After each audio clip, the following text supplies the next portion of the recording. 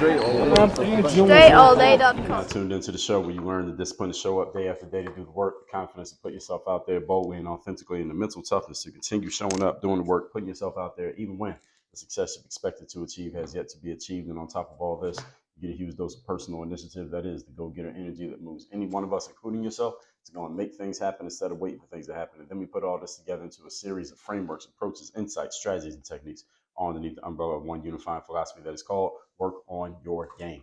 My name is Dre Baldwin, also known as Dre All Day, and welcome to the show. And today's topic is you deserve what you tolerate. And before we get into this, let me remind everyone, send out a text every day guaranteed to have you focused, sharp, and on point, called the Daily Motivation. Send one out every week as well, called the Monday Motivation. To join my text community and get these texts, it is free to join the community. We'll tell you your options as soon as you get in. My number is 305-384-6894. And as I've been telling y'all, as of this recording, we're having some issues with the text flow through situation, but by the time you hear this, hopefully that has all been fixed. So just send a text to that number. If you don't get a response, we haven't fixed it yet. You do get a response, it is fixed, but it will be fixed at some point. I don't have complete control over that, this tech stuff. I'm not a tech guy, but we are get things done people, so we will figure that out. Secondly, Work on Your Game University. I have a 4-part framework that is based on mindset, strategy, systems, and accountability. I like working with top 2% performers because those are the people who are serious about reaching their goals, serious about reaching their ambitions. And those of you who are not yet in the top 2%, if you're serious about getting there, I want to work with you as well. Everybody else, if you're on the average level and you're just okay being okay, I'm okay with that too. You're not the people we want to work with and Work on Your Game University. You're free to listen to the show, but you're not the people we're looking for. I'm looking for those top performing people who are, you have big goals, you got big dreams, you got ambitions, and you are serious about actually doing the things necessary to reach them. And you understand that somewhere in this process of mindset, strategy, which is basically your plan of action, what are you doing, the systems, what are the things that you can do over and over again, and the accountability. Are you actually following through and doing what you're supposed to do? If there is something in any one of those places where things are not going the way that they're supposed to, or they could be a lot better, then this is the place to be. Again, it's called Work on Your Game University. The URL is literally workonyourgameuniversity.com. Schedule a time to get on a call with us. Completely free of charge, no obligation call. We want to find out who you are, where you're at, where you're going, what you think might be in your way. We feel like you'd be a good fit for what we're doing, and we believe we can help you. And we'll tell you that, and we'll tell you where it goes from there. Again, that link is down below in the description. And again, it's workonyourgameuniversity.com. All that out the way, let's get into the topic, which again today is you deserve what you tolerate.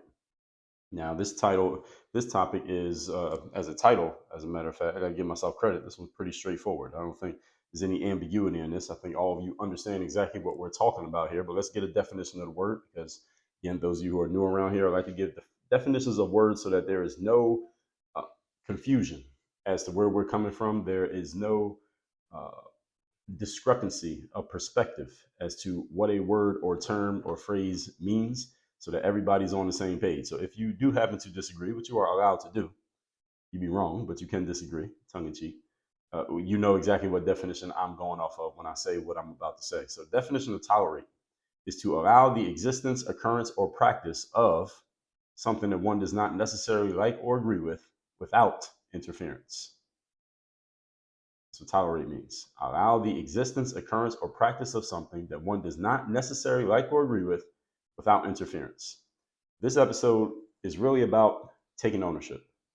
It's about taking responsibility for your circumstances, even if you are not responsible for the creation of said circumstances. And this whole Work on Your Game framework, everything that we do here at Work on Your Game is about this. So today we're just gonna go deeper into one of the reasons why Work on Your Game even exists out here in the marketplace, because as I oft remind you all that if I was just saying the same things that a bunch of other people were saying, then I would not be doing the show. I will find something else to do with my time. I'm saying this because I'm going to tell you some things that you probably won't hear from some other people who may be a little bit, hesitant. Tell you something that might make you a bit uncomfortable. I don't have that problem, and I'm going to tell it to you exactly as it needs to be said for everyone who needs to hear it. Point number one, topic once again is you deserve what you tolerate. This centers around a word that we often use over here at Work on Your Game, which is called standards. Anybody here haven't heard me talk about standards before? If you have not, that's okay. Don't feel bad. I'm going to tell you where you can hear me talk about it a lot. But listen to episode 2097. Standards still matter. Listen to episode 1974. Standards are the enemy of mediocrity. Listen to episode 1331, Never Lower the Bar of Standards. Listen to episode 1291, How to Raise the Standards of Any Group. Listen to episode 1026, Your Standard is the Best That You Can Do. How about episode 2668, What Standards Are You Willing to Set? Episode 2504, a discussion of principles and standards. We talk about being hurt versus being injured. So there's a primer for you to get started, and you can listen to any of those episodes by looking at the links, clicking the links that are right down below in the description of this show that you're listening to right here. You can also always go to www.dreallday.com/blog, B-L-O-G, blog, / and then put the episode number, and you'll find the episode web page that will have the video for the episode, if there is a video. We usually start doing videos probably around episode 1200, something like that. So every episode from 1200 on, there are videos, so you'll be able to watch the video if you prefer. You can listen to the audio, and you can see the write-up and the show notes for each one of those episodes. Again, that's at www.dreallday.com/blog. Those links should be down in the description to this episode. If they're not, then they will be. So this centers around standards. Question is, what are your standards? What is okay, what's not okay? For you personally, in your business, what's okay, what's not okay? We did an episode where we talked about your culture, your personal and professional culture was episode 1986. And we talked about your personal and business culture in episodes 2345 and 2346. Culture is about what are the things that are acceptable? What's the norm around here? See, another question. Are your standards measurable and easily understood by anyone who doesn't even know you or doesn't even need to speak to you? Because your standards are so clear, they're clearly defined and written down so that someone can know what your standards are without ever even meeting you. Are your standards that clear?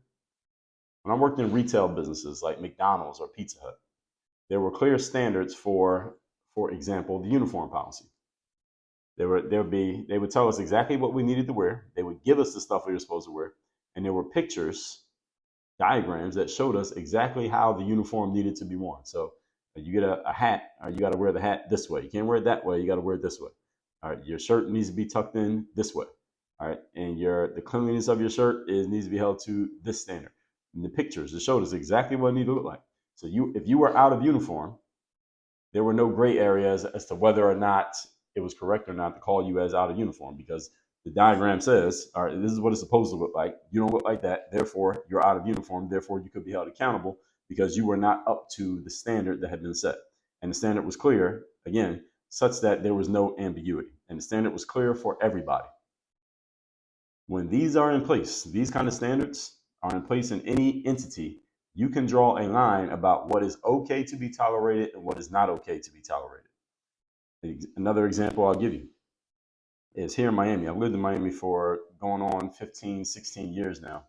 And one thing that I've noticed, and I've often lived in high-rise buildings, is that every building is run and operated in a different way. Different buildings have different levels of standards, which they either uphold or they do not uphold. There are some buildings where the standards are loosely upheld. There are some buildings where the standards are not upheld at all, or there are not really any standards at all. And there are some buildings where the standards are actually enforced, and they are strictly enforced. And they're enforced not only strictly, but promptly. There's a building I lived in once where they said the jacuzzi and the pool, for example, were both outside. So some buildings, the jacuzzi is inside and the pool is outside. But in this building, the jacuzzi and the pool were both outside, and they were next to each other. And it opened at 6 a.m. and it closed at 12 midnight sharp. And if you came out to the jacuzzi or the pool before 6 a.m., somebody would see you on the security cameras, and a security guard will come find you and basically check you and say, yo, this area is not open till 6 a.m. You can't be here immediately. It was not, the word is escaping me. It wasn't every now and then that they would do it if you broke the protocol. They would come check you immediately. They also had a rule that you cannot bring food or drinks into the pool area, and you cannot bring a radio that plays music out loud or like a speaker. You can't bring that to the pool area. And if you did any of those things, as soon as you did it, within 3 minutes of you beginning to do it, somebody would come check you. I remember once is what I did. I lived on this particular building. I lived on the same floor that the pool was on. So I would come outside. I would go outside to run. I wouldn't be getting out to get to the pool. I would be going outside to run, but I would warm up on the pool deck area. I wasn't actually getting in the water. I was just warming up in the area. And I remember one day I was warming up on the pool deck area, and a security guard came out and said, "Yo, you can't be out here." And he saw that I wasn't even about to get in the pool, but the rule was the rule, and I respected it because they always enforced it. And I saw them do it to other people. Once it was like a Sunday afternoon, sunny Sunday afternoon in Miami, and there's a bunch of people at the pool. I'm sitting at the pool area. I'm not getting in the water. I'm just sitting outside, like using my computer. And there was a woman sitting there, and she was by herself, and she started playing music. She had her phone, and then she had like the little Bluetooth speaker that people play music on. And she started playing music off the speaker out loud. I have no idea why people do that. I really consider that dickish, asshole behavior. Who the hell wants to hear your music? Nobody. But I don't understand why people do this, but a lot of people seem to do this. I don't know why. But anyway, this woman starts doing it. And I'm sitting there at the pool. I just see her doing it. And there's a couple of the security staff who are sitting out there because at this particular building, if you're sitting out by the pool, they would bring you a towel. They bring you like beach towels. And when you were done, you throw your beach towel in a little basket. And they would clean it for you. So you didn't even have to bring your own towel. And as soon as she started playing that music, I mean, within 30 seconds, one of the security guys was sitting there. He saw it. He walked over to her and was like, "Nah, you can't do that. You can't play that music here." And it was another time I was sitting out there at the pool area. This is a weekday, like a quiet Tuesday afternoon. It was like 3, 4 in the afternoon. Nobody's out there. I'm just sitting out there again on my computer. And some guys, some bros, I saw them walk past me, and I could tell that they were headed towards the pool. And they had a 12 pack or a 6 pack of beer. One of the guys had a 6 pack of beer in his hands, and they had a little either an iPad or a stereo with them, and they had sunglasses on. Just really dorkish looking bros, but I knew exactly where they were going. I knew they were going over to the jacuzzi, and they went over there. The jacuzzi was completely empty, so it was just the three of them. They were going to get in, and they got in the jacuzzi and they had their beers. So they're all standing in the jacuzzi holding their beers. It's like something you would see on a commercial, something you see in a movie. It's three guys standing in the jacuzzi holding their beers, like, yeah, yeah, this is cool, man, right? So they're standing there in the jacuzzi like this, and I swear within 2 minutes of them getting in that water, I saw two security guards come from inside the building and walk past me, and I knew exactly where they were going and knew exactly what they were going to do. And I heard the conversation because I could hear what they were saying. And security guards started talking to the guys, and I heard one of the guys say, "Oh man, come on, man." He was basically trying to reason with the security guard, which did not work. And they kicked those guys that, well, they didn't kick them out. They just told them, "Yo, you can't have that beer if you're going to be in the water. If you're going to be in the water, put the beer away. Or if you're going to hold the beer, you got to get out of the pool." And the rule was enforced. And the reason why I respected them when they checked me on being out there is because I saw that they checked everybody else. Now, if they were doing it sporadically and they weren't holding everybody accountable consistently, then I would have said, and the security guard came to me, I would have said, "Well, fuck you. You ain't enforcing the rules on everybody else. I'm not following them." But since they did it to everybody, I respected it. And there are other places, however, and I'm not going to name any names here, but there are other places where the rules are not enforced at all. Meaning there are signs up on the wall that say, "Hey, you can't bring for example, you can't bring your dog to the pool."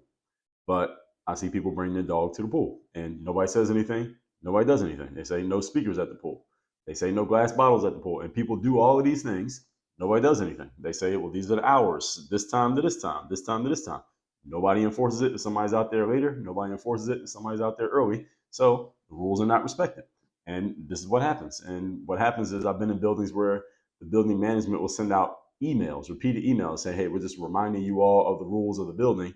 And I remember writing them back once because they send out these emails. They go to everyone who lives in the building. So it's 1,000 people live in the building. I remember writing back once to management when they sent one of these emails out, and I said, "Do you all have a process for actually enforcing these rules?" And nobody wrote me back. And because I already knew what the answer was. The answer was no. They had no process for enforcing the rules. So the rules that are not enforced are not called rules, folks. They're called suggestions. A rule that is not enforced is called a suggestion. It's not a rule. And this applies to you personally the same way it applies to you working within a group.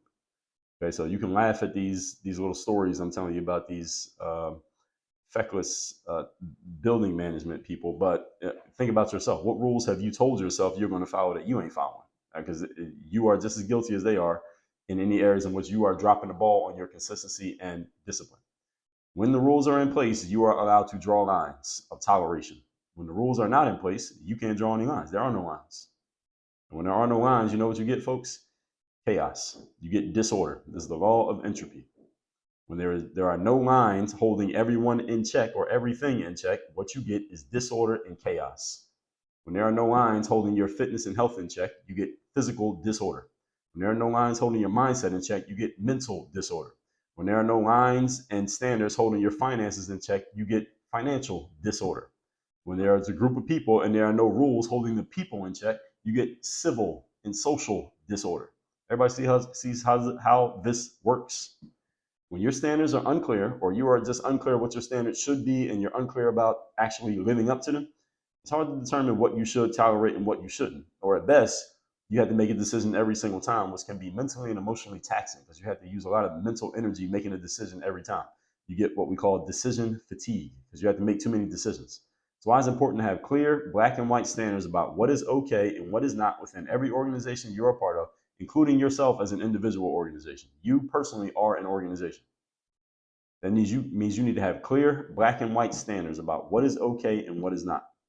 This way, decision making is easy and you don't have to spend too much time thinking about whether you're going to do something or you're not going to do it because your standards say this is what we do every single time. Same things, the same way every time. Talked about that in episode 2013. Point number 2. Today's topic, once again, is you deserve what you tolerate. Number 2, anything which you have decided by your standards to be unacceptable, yet you don't do anything about them when these unacceptable things pop up, this is 100% your fault. Let me say that again and break it down slowly. Anything that you have decided that you have a standard for, and something is occurring that is beneath your standard, i.e., it is unacceptable, yet you don't do anything about it, that's 100% your fault. Whatever it is and whatever results from it is 100% your fault. So, for example, if you tell yourself, I'm going to wake up early every day. I usually wake up at 6 a.m., but I'm wake up at 5 a.m. so I can get a workout in, so I can get in better shape because I want to lose this 30 pounds this year. And you're not doing it. You're waking up at 5:45, 6 o'clock, 6:02, 5:50. You're not waking up early. You're not getting that workout in. You're not losing the extra 30 pounds. As a matter of fact, you are gaining weight. That's 100% your fault. You not being in shape and not feeling good about yourself and having to go to the beach with a t-shirt on is 100% your fault because you haven't lived up to your own standards. And everything that comes with that is also your fault because you're the one who opened the door for the nonsense. You opened the door for the chaos and the disorder. You allowed it to exist. You are 100% responsible for every calamity that results from ongoing tolerance of unacceptable circumstances. Let me repeat that sentence. You are 100% responsible for every calamity that results from ongoing tolerance of unacceptable circumstances. In a town like Chicago, for example, I don't know if we got any Chicagoans listening to this, but law of average, we got to have a few. So shout out to my Chicago listeners. In the city of Chicago, they just replaced their mayor. The recent mayoral election in Chicago, they replaced this mayor. It was this black woman by the name of Lori Lightfoot. Was not a very good mayor from what I could tell. I've never lived in Chicago, but she was not. Things that I heard her say publicly, she was a joke of a mayor. Let's just put it lightly. She got beaten out in the latest mayor campaign by a black male, younger guy. I believe this guy's name is Brandon Johnson or Brandon Jackson. Doesn't matter. It's his specific name. Those of you who live in Chicago probably know this guy's name. Some of you others may know his name as well. And he recently was making a statement. He was speaking on the ongoing crime issue in Chicago. And Chicago has had a big crime issue for many years. And this crime is normally black people dying. This is violent crime. So we're not talking about people selling marijuana and getting high. No, this is violent crime, which does not get ignored, especially when there's a dead body. All right, cops don't ignore dead bodies. And it's usually black people dying at the hands of other black people. All right, in other words, black on black crime. They had a black mayor for years. They replaced that black mayor with another black mayor. And this is what this black mayor said recently, and I'm paraphrasing him. He said, let me just say it this way. He went on to blame Republicans and white people and racists for the truth of the ongoing black on black violent crime that's going on in his city in which he was appointed the leader. He did this. And I'm bringing him up to say this. Because the people of Chicago, I'm saying the people as a whole, I'm not saying any of you individually who live in Chicago, but the people have chosen, even if you didn't vote for this person, you all chose these leaders. And these leaders are not taking accountability, and they're not bringing accountability to the people for what's going on, because it ain't a whole bunch of racists and white people and MAGA Republicans who are picking up guns and killing each other. There's a whole bunch of black people doing it. That's what's happening in Chicago right now. And this stuff doesn't come on the news, most of it. The people of Chicago chose this. So the people, unfortunately, Chicago, is 100% your fault that this is happening. And everything that results from it is also 100% your fault. All the dead bodies, all the lives lost, the kids who get killed in crossfires. There's a bunch of kids get killed in these processes as well, who are not involved in the crime. They just happen to be in the wrong place at the wrong time. Bullets have no name. And there are 8-year-olds, 5-year-olds, 10-year-olds who get shot because two gang members or young black men are killing each other or trying to kill each other, missing because they can't shoot, and they're hitting kids, and kids are dying in the process. This is happening, and this has been happening for years in Chicago. And the people that you all have voted for to lead, quote unquote, lead your city, and I'm being generous, they're trying to blame Republicans for this. No, it's a Democrat-run city. We got to blame the people who are in charge. That's what happens. A Fortune 500 company is failing, and the change makers come in. What's the first thing they do? They get rid of the person on top. They don't blame the people who reported the news. They don't blame their opponent. They don't blame their competitors. Oh, we're failing because our competitors are doing this and that. No, they say, all right, something is not going on the right way in this house. So whoever's in charge right now, all right, you got to go. Your head's on the chopping block. And all of your lieutenants, they going with you.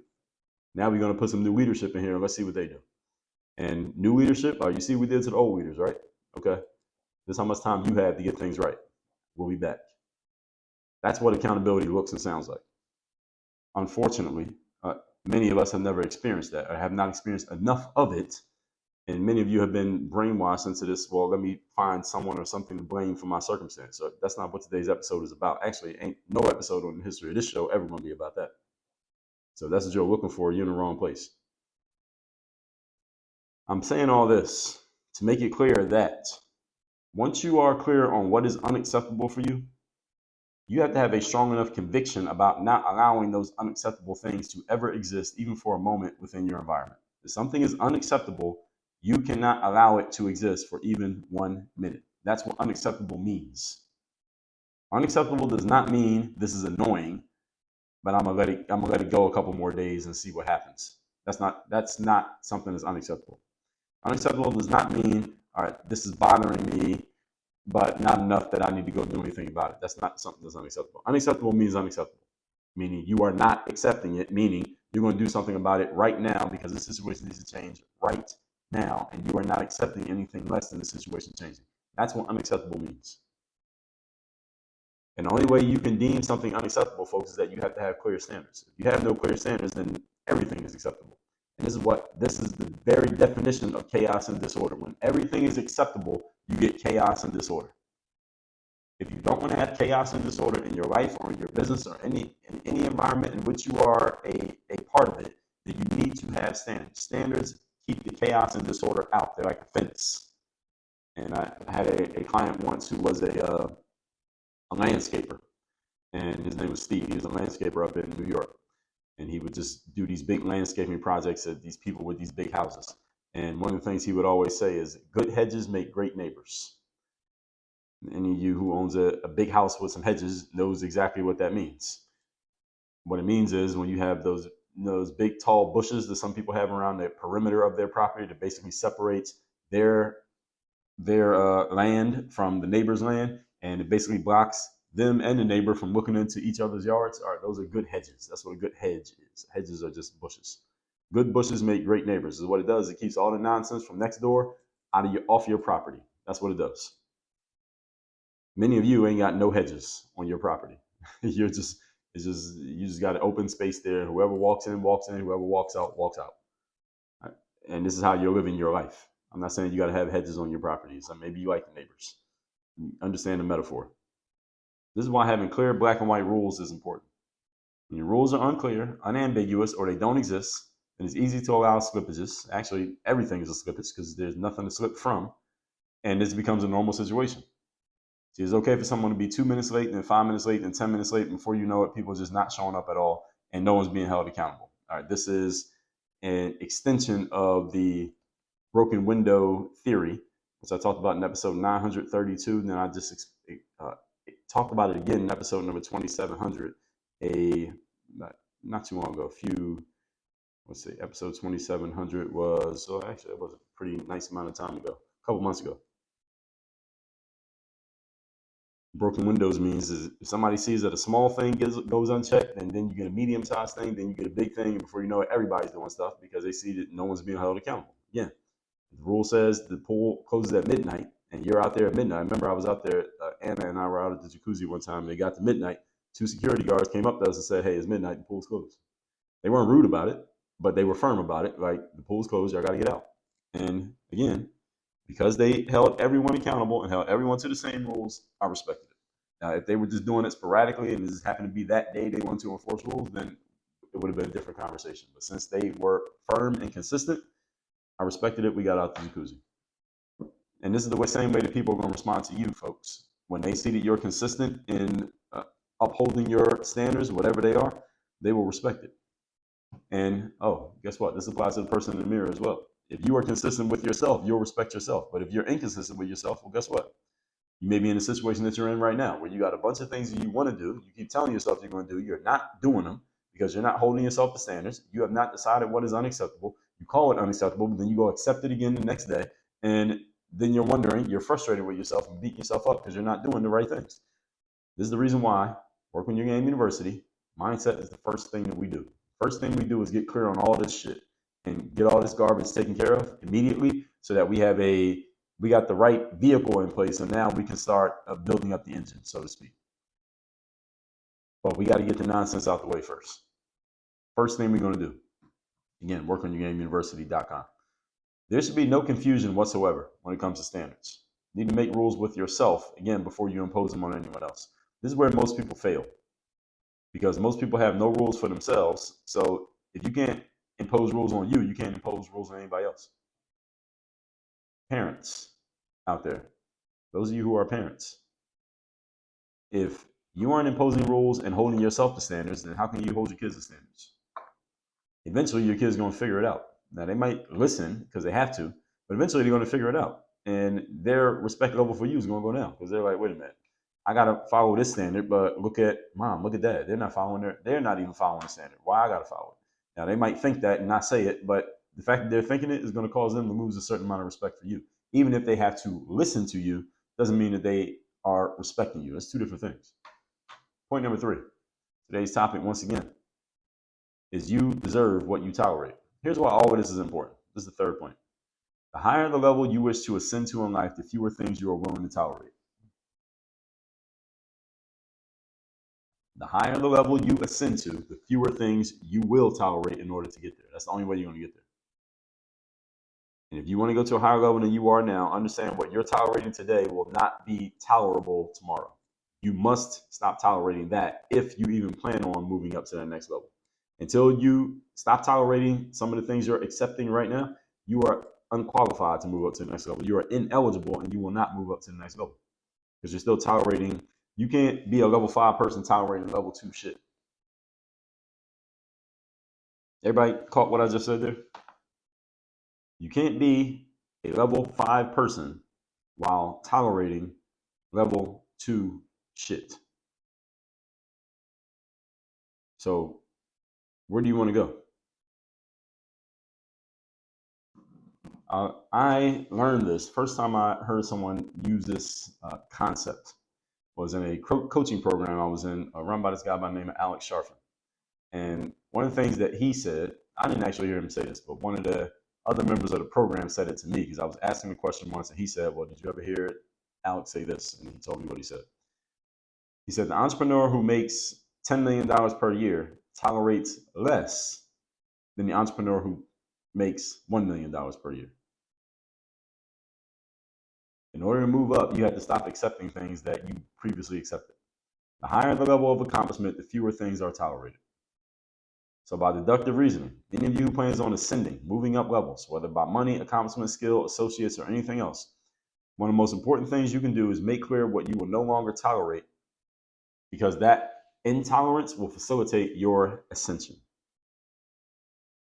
That intolerance will facilitate your ascension.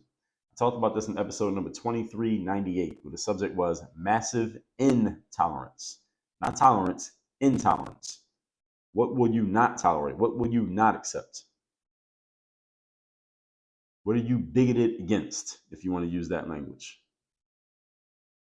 What is unacceptable for you? One thing you should notice, commonality amongst many episodes and topics that we discuss here, is that moving yourself forward in life is often about less. It's not about more. And this is an equation that many people get wrong. This is a thought process that many people mess up. Is the reason why many people work really hard to move up but fail to ever do so, because they have the wrong formula. Their formula is, let me do more in order to move up, when actually you need to be doing less. They use an inaccurate formula. So what are you going to stop tolerating in order to facilitate your next step forward? That's a question that you need to answer. And being that we got a new year upon us, and I'm looking at my form here to see what we're pretty close. We're a couple days away from the new year as of this recording. The date this episode is going to come out. What are you going to stop tolerating next year? What is it going to be? You need to know, and you need to write it down, and you need to commit to it. And then you need to put the structure in place that's going to make sure you actually live up to that decision and not just have it as words on paper.